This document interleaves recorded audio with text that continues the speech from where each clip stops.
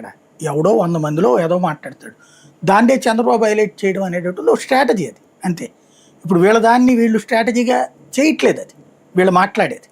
వీళ్ళ నాయకులు జగన్ ఇక జీవితంలో రానియము, ఇక అయిపోయినట్టే జగన్ తరము, జగన్ అంతమే, ఇవన్నీ మాట్లాడుతున్నారు కదా. లేకపోతే అదేది వాళ్ళ నాన్నకు మళ్ళీ హెలికాప్టర్ కూలినట్టు పోతాడు, ఇవన్నీ కూడా తిట్లే కదా మరి ఆ లెక్కనైతే కనుక.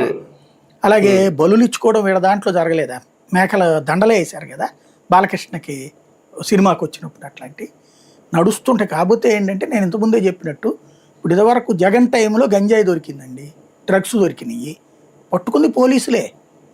ఈవెన్ ఆ మత్తులు ఎవడన్నా తప్పు చేస్తే పట్టుకుంది కూడా పోలీసులే. దాన్ని పేపర్ క్లిప్పింగ్ పెట్టి సైకోపాలనలో రాష్ట్రం ఇట్ట అయిపోయింది అని వాడేవాళ్ళు. ఇప్పుడేం చెప్తున్నారు, గంజాయిని ఎక్కడ వదిలిపెట్టే ప్రసక్తి లేదు. మీరే నిన్న తెనాలి డిబేట్ చేశారు, డ్రగ్స్ ఏం నడిచింది.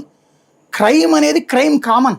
వీళ్ళు ఏంటంటే అధికారంలో ఉన్నప్పుడేమో కంట్రోల్ చేసేవాళ్ళుగా చూపెడతారు, ప్రతిపక్షంలో ఉన్నప్పుడు జగనే అవన్నీ అమ్ముతున్నాడు, డ్రగ్స్ అమ్ముతున్నాడు అన్నట్టుగా బిల్డప్ చేసుకోవచ్చు. ఇప్పుడు ఆయన ఒక ఎంపీనే డ్రగ్స్ వార్త పట్టుబడ్డాడు కదా, అది అసలు వార్త ఎక్కడుంది, ఇప్పుడు ఏమైనా ఫాలో అప్ ఉందా?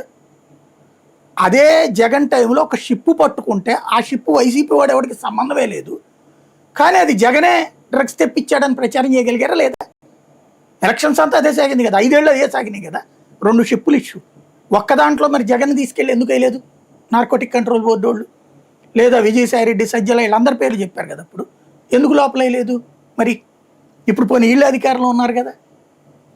తోడో ఒక చోటా లీడర్ని, అది కూడా రోడ్డు మీద పట్టుకుని అతని దగ్గర డ్రగ్స్ పట్టుబడ్డాయని కేసు